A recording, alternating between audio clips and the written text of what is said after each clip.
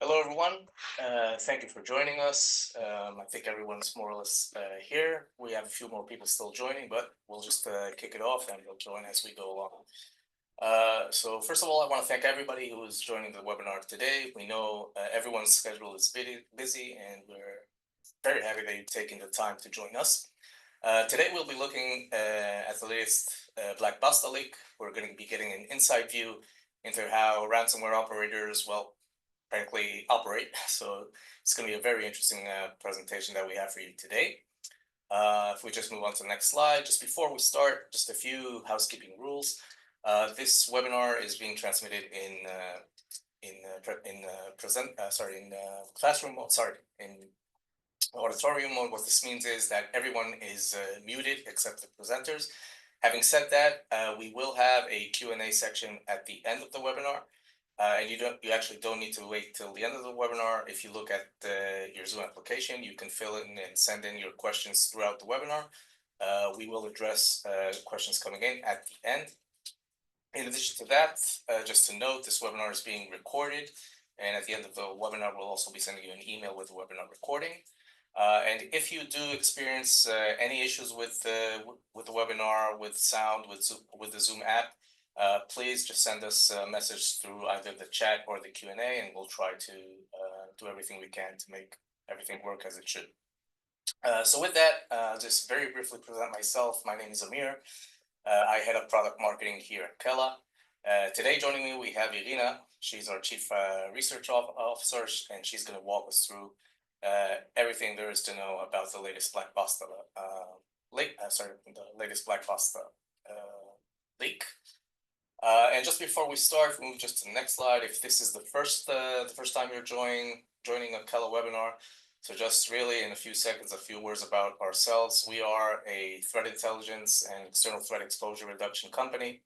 What we do is we monitor for cybercrime activity in the deep and dark web and basically everywhere that the cyber criminals operate, gathering intelligence and fusing that intelligence into a large set of solutions, tackling anything from ransomware protection, phishing and brand protection, identity protection, third-party risk management, and much, much more. So we invite everyone, of course, to visit our website, learn more about KELA, and also look in our website. We have a very big library of past webinars, which are very interesting as well.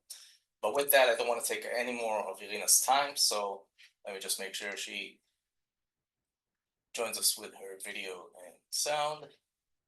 Are you with us, Irina? Yes, I am. Okay, so we can hear. So with that, I'll leave it to you. Take it away. Great. So hello, everyone, and thank you, Amir. So yes, we're all here to discuss the Black Basta chats leak, which is a very exciting thing for CTI researchers. We love our stalking, and if threat actors are involved, it's even more rewarding than just stalking your classmates or exes. But first, before we go into the chats, let's do a small overview of Black Basta themselves. So it's a ransomware group operating as a ransomware as a service since at least 2022.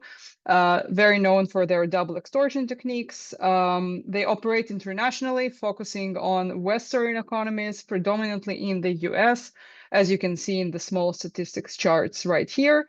To date, they have disclosed almost 600 victims, so publicly claimed, publicly shamed victims across multiple industries worldwide.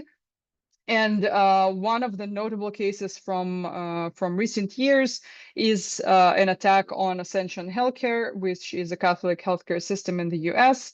In May 2024, they fell victim to a ransomware attack by Black Basta. The breach severely impacted hospital operations across multiple states, disrupting their electronic health record system and effectively causing them to revert to manual documentation, delaying actual critical patient care. So this is a brief overview. After this introduction, what are we here to discuss, or what am I here to show you? So on February 11, 2025, a Telegram group was created named Shop at Basta, which is Basta Whisper, created by a user named Exploit Whispers. In this Telegram group, the author claimed that Black Basta crossed the line by attacking Russian banks, something that we were not able to confirm so far. But the result is that because of that alleged claim, this user has effectively leaked a file, a JSON file covering almost a year of internal chats from operators of the Black Basta ransomware, encompassing almost 200,000 messages. What we did in KELA, other than be very excited about this, is actually ingesting the data. So what you can see here on the screen is this small thing is part of the JSON file, which is just lines across lines of conversations formatted by different chat IDs and chat usernames.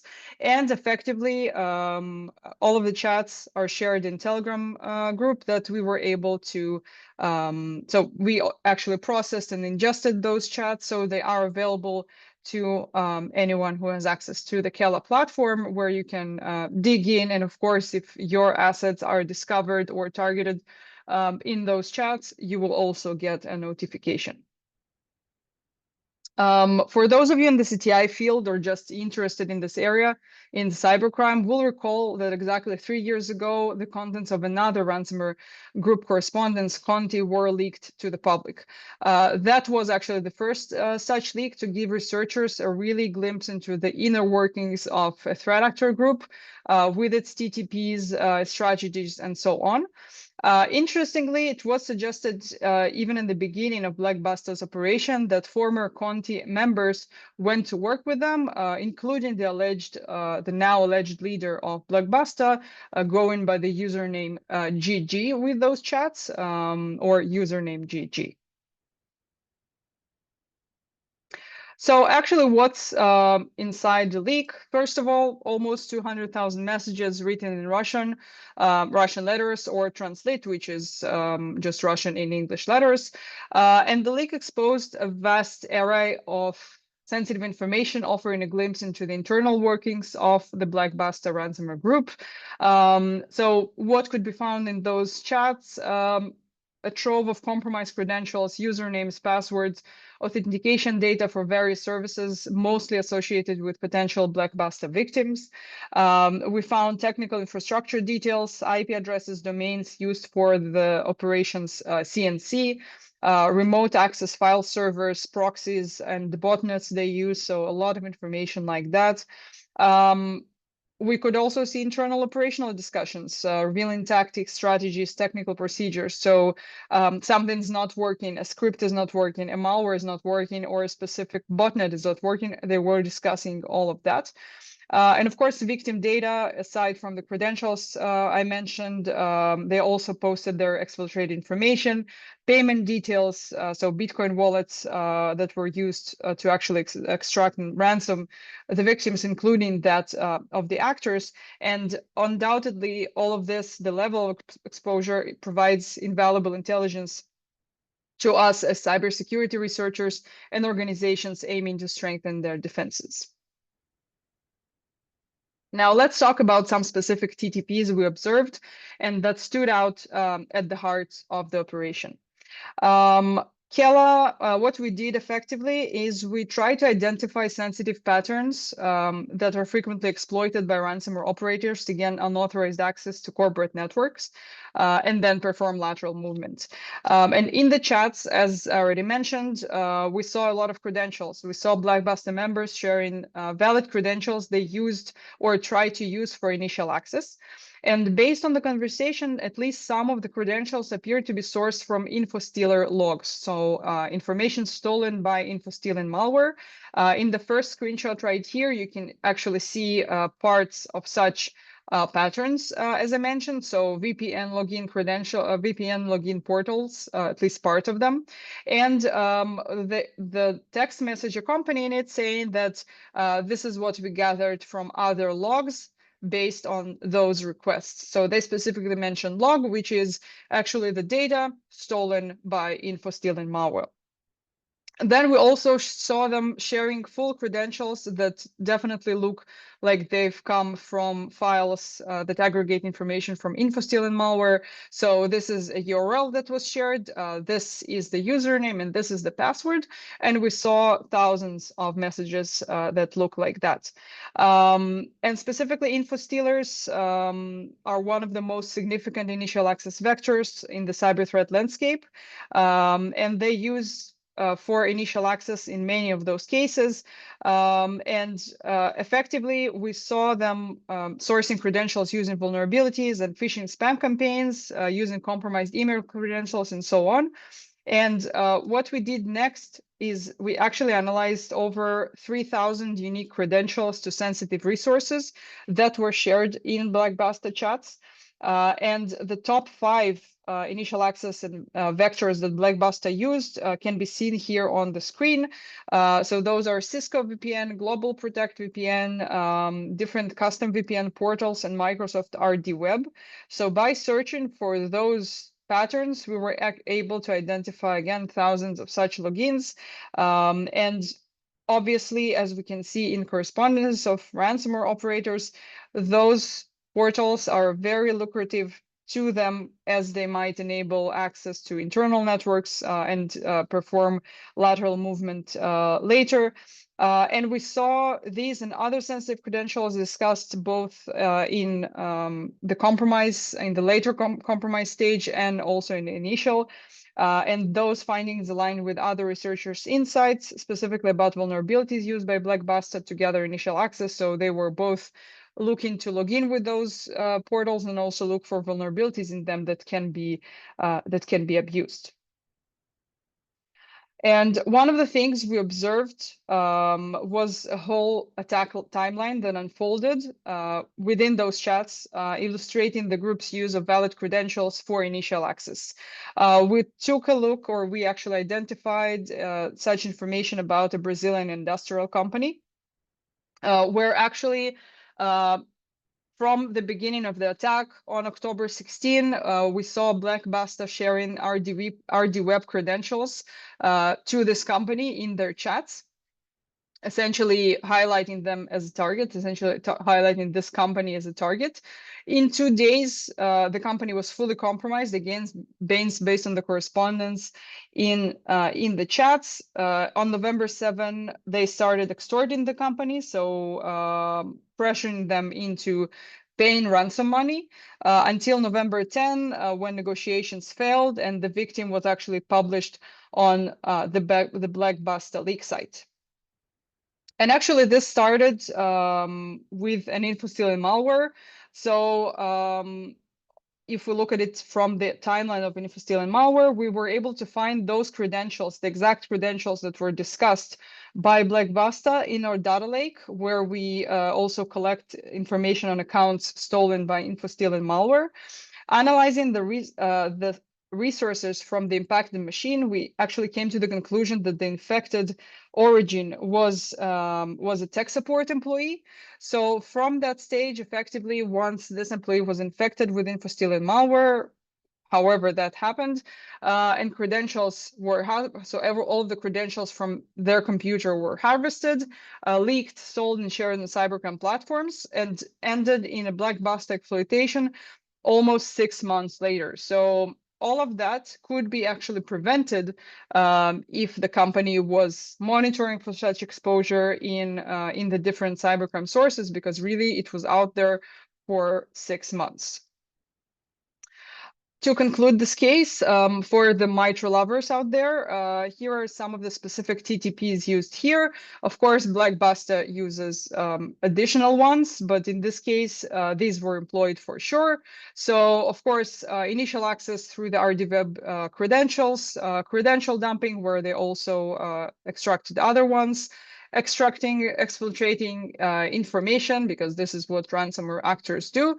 And finally, of course, the theft of the data and the extortion, the monetary extortion, leading to financial theft. And this is actually one TTP I want to I want to focus on as well, because it's a really interesting insight that we've also been we've known it for some time now, but it's really nice kind of to hear the truth out of the horse's mouth, as they say. So we all know that ransomware operators are opportunistic and revenue driven, but it doesn't mean that they will not invest time to select a victim from the ones they sprayed and prayed at. And we actually saw Black Basta operators sharing multiple links to companies, to company profiles on ZoomInfo, which is the sales enablement platform aggregating information about commercial organizations worldwide, with information on the revenue, a number of employees, and so on. And in their internal communications, they mentioned those ZoomInfo links, suggesting a structured approach to reconnaissance. Usually after sharing those links, they would also send more information about like reconnaissance data, initial access details, such as VPN and RDP credentials, or indicators of domain trust relationships with other organizations. Actually, this proves to us that they used, commercially available software, or actually accesses to verify, to choose their victims, to choose potential victims that will effectively be able to pay, so that we'll be able to get more ransom. And what we did was we actually analyzed those ZoomInfo links, and we mapped them to corporate domains, almost 370 different corporate domains. And 11% of those links were actually associated with confirmed ransomware victims. So really, it's not just sharing links for their fun, but they're actually targeting those companies, which is pretty clear. We saw that it's been on average 75 days between initial discussion around the company, so sharing that ZoomInfo link, and the victim appearing on the ransomware blog. So really, this is the average, but you've also seen in the previous example that it can take much less time. Along the same lines, from the chat, we discovered additional details supporting the notion that Black Basta used initial access brokers, which are actors that effectively share those credentials as well. And specifically, we traced an attack on Australian-based company Zirco Data from an access on sale, as we captured a year ago, before the publication of the data and before the actual ransomware attack. And I want to outline just what we saw in the data, and that we think everything here is related. So on January 24 last year, an access to Zirco Data was offered for sale on the exploit forum. And within something like 2 weeks, Zirco Data was seen discussed in Black Basta chats alongside their Citrix, some Citrix information, Citrix credential, cloud infrastructure information. On the same date, actually, one of the actors wrote that it's done, suggesting that the initial access to the actual network was actually gained. Just 3 days afterwards, the attackers already discussed preparing a blog post to threaten Zirco Data into payment. And on February 22nd, Zirco Data was actually published on the blog after negotiations have failed. And Black Basta effectively stole almost 400 gigabytes of archives, including some sensitive medical information, and so on. And this short time frame from the offering for network access on sale to discussion by Black Basta actually indicates that this is potentially another way how Black Basta got that information. So not through their own reconnaissance with info stealers and so on, but through usage of other actors, so usage of the cybercrime ecosystem. So what all of this means, and effectively what we present is just a small glimpse, but a glimpse that actually offers an insight into how ransomware actors actually operate. So not suggestions, not guesses by CTI researchers, but actually ransomware actors discussing their operations. Why is it important to know, or what is important to know for organizations? Of course, it offers a blueprint for organizations to enhance their cybersecurity posture and what they should do about it. So organizations should secure remote access through disabling unnecessary RDP services, securing them using VPNs and multi-factor authentication. As you recall, the actors also discusses VPN, so choose it wisely. Companies should regularly scan for exposed endpoints, patching vulnerabilities promptly, and using threat intelligence solutions to actually track assets already compromised by info stealers, so that we're not finding ourselves in the case of the Brazilian company. Hardening credential security. So through strong password policy, tools to detect leaked credentials, all of those should, again, assist in preventing such an attack. And of course, for the God forbid case that something does happen, companies should have predefined protocols for ransomware incidents, including data backups, legal considerations, and everything that can actually prevent further downtime or minimize it as much as possible. And just one last, almost last thing. This data, as I already mentioned, offers a glimpse into actual threat actors discussions. Again, feel free for whoever already has access to the KELA platform to dig around in that and see if anything is interesting for you there. But it can serve as a starting or continuing point for investigations, both for CTI and law enforcement. The information shared around Black Basta technical infrastructure can help hunt for similar infections.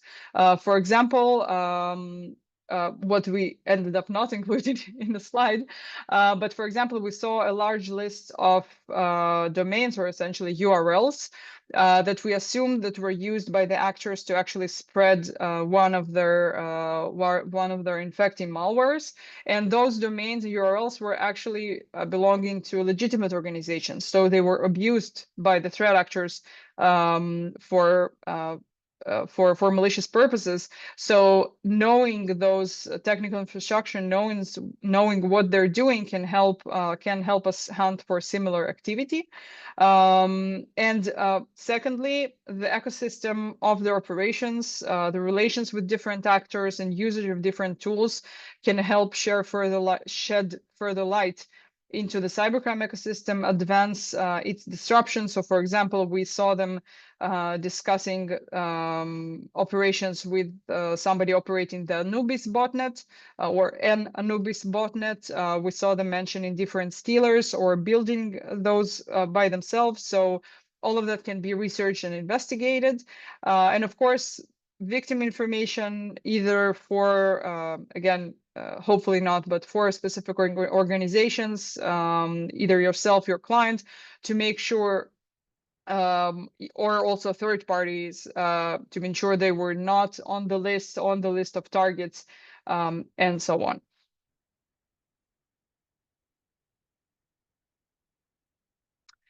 This was very quick. We are, Well, yeah, no worries. Let's extend it a bit then. yeah. First of all, this was very interesting. I mean, it's the second time I've heard it. We had a bit of a dry run, and it's interesting just as it was the first time to hear this again. So first of all, thank you for both the research and delivering it. We do have a few questions that came in, but maybe before that, I just want to see if we could push a key point home here. So. For those of you who are not new to KELA, you may know that a few months ago we had a webinar series on the threat of info stealers. So info stealers, compromised accounts. And part of the key message around that is that the road to ransomware begins with compromised accounts and credentials. Now you touched on that a bit in a few examples here on this webinar. Can you maybe just in a sense reiterate or just say what would be a typical schema from an info stealer infection all the way to ransomware, and what can actually be done? How can we nip this ransomware process in the bud? Great question. So, thank you, Amir. Um, so effectively, a lot of the things can start with really something as small as employee education. And I'm jumping to the end of how this can be prevented, if at all. So effectively, most cyber attacks still start somehow with a human factor, with a human element. So we've seen, as in the example of the Brazilian company, and we've seen others. I think the Medibank example in Australia that happened a couple of years ago was actually an example of an employee accidentally sharing two browsers, like two. He had both company accounts on their browser and both his personal accounts. And so when they were infected with an infostealer because they downloaded something or their kid downloaded something, the company resources, like the credentials to the company resource, were also compromised, were also stolen. So that's where it started. So to that point, we can say really, really be careful who you're sharing your either computer with. So don't actually give, don't give your kid it for a bit of a Minecraft game, but also be very aware of what you're downloading, and not only awareness, but of course company policy and company as much tools as can be used in order to prevent those kind of illegal installations and so on. But actually, if we go to the beginning of the question, so the credentials being stolen is just the first phase, as we saw again with the example of the Brazilian company, and they have to be not necessarily matured, but threat actors need to find them, and we saw that it sometimes takes them more time. So definitely being able to detect that compromise ahead of time and as quick as possible, that will effectively help to prevent further compromise of the company. But those credentials can be, of course, used. Threat actors will simply try and log in to those portals. They will try to access it. If they will encounter an MFA, if they encounter MFA, they will try, and we saw them discussing providing like a phishing page, not a phishing, but an overlay page that the victim will just type in their MFA token and the code, and they will steal it and will be able to log into that. But after they're in, after they've gained at least some access, they will then try to use different tools and exploit different vulnerabilities in the system they see as from the victim that the victim has access to, until they're able to get enough access to as much network as possible to start deploying ransomware, of course, stealing as much information as they can on the way. So it's a company knows what they're paying for. So it's not only for being able to work, but also to actually not publish some information. So jumping back to the end. So training, very important. Mitigating, so being able to actually track and actually detect those credentials as they were stolen or very shortly after, to minimize the time to response and actually the time to compromise. That's very important. And of course, to be prepared for everything, to be able to mitigate, to be able to also minimize the time when you can't work. Again, God forbid something did come through. It's of backups and playbooks on what to do, which systems still need to operate, which systems should not be, should be operated with as much zero trust as possible, and so on. Okay, thanks for that. And of course, I'll put my marketing hat back on and say that for the first early parts of, or the early stage of attack, be it trying to gain your credentials from phishing or just monitoring for stolen attacks being commerced on the dark web, of course, we can help you out with that. So feel free to contact us for more information. Let's take a look at a few more questions that have come in. Okay, there's one more generic question about KELA, just if we share C2 information via API. So I'll just say that KELA gathers various types of IOCs, of course, both on our systems, and our system does integrate via API to basically any security system that you're using. So the quick answer on that is yes. Another question that came in regarding the Black Basta chats. Do we know which platform the chats happened on? Was it WhatsApp, Signal, IRC, custom instant Yes, messaging? yes. So it was Matrix. It was Matrix chats, which is we've seen it used by cyber criminals alongside other instant messaging platforms. Okay. Well, I'm saying okay because an interesting question. Okay, I don't know if we have the answer to that, but I'll put it out there and let me know if you have any thoughts. Do you think there's a higher possibility that QR codes will provide threat actors more access to exploit users' phones and credentials? Have we seen anything around QR codes leveraged by threat actors? We have seen some discussions. There is, of course, around any kind of phishing, but unfortunately, at this point, I can say nothing more specific on that. Yeah. Okay. Um, okay, we have time for a couple more questions. So, okay, this is about protection. I think you gave the generic answer, but I'll ask again if you have anything to add to that. The question was, how can I avoid being targeted by Black Basta and other ransomware? I think we pretty much have that covered, right? Or Sorry, can you repeat that? how do I? Well, basically, it's how can I avoid being targeted by Black Yeah, Basta and other ransomware? I think we answered yeah, that. yeah. It's actually connected to the previous question you asked. Yeah. Yeah. Well, you mentioned MFA. A question came in about MFA. Does MFA keep me protected? Right. In some cases it will, but not in all of them, as I think I just actually uh, allowed myself to answer. We've definitely see them discussing the Black Basta actors when they encountered MFA or 2FA. They would ask, "Oh, I'm encountering 2FA here or MFA," and in many cases, again, the conversation surrounded about how they can still get it. Other actors, specifically Scattered Spider, which all of you probably heard about, they've been known to use social engineering to actually get those MFAs. So alert fatigue. So they would bombard employees of companies with kind of a lot of messages until one, gets tired of it. It actually shares or kind of understands that they need to urgently answer something and send their code. So unfortunately, threat actors found workarounds for that as well. Obviously, some more easy than others, but MFA is always good because nevertheless, a lot of the big attacks, for example, the United Healthcare attack, was actually did happen because there was an unprotected account that was also not closed, but it was also unprotected. So definitely always use MFA, but also know that this is not like the final cure to this. Okay, great. And okay, I think we can end with this final question that we have here. How do you think this leak will affect Black Basta's operations? If you have any thoughts on that. Yeah, I think there was also a question about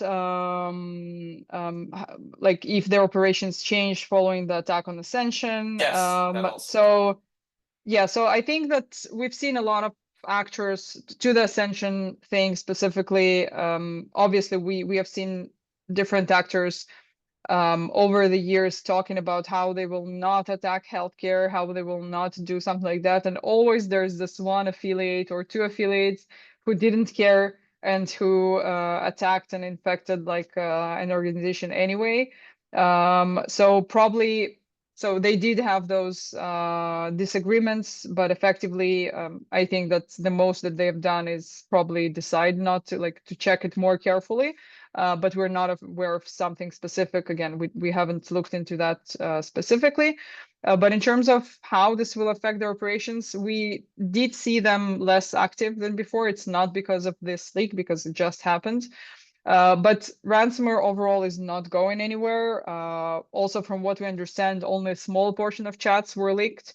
And while it provides a huge trove of data and a glimpse into their workings, it will not prevent the group from working as we understand it. And even if they cease to be Black Basta, just as what happened with Conti, they will still work in the field and they might still use similar TTPs, because after all of those things are not too unique for them. So the valid accounts, valid credentials, exploitation of publicly facing applications, all of that will continue to happen as long as we have publicly facing applications and valid accounts.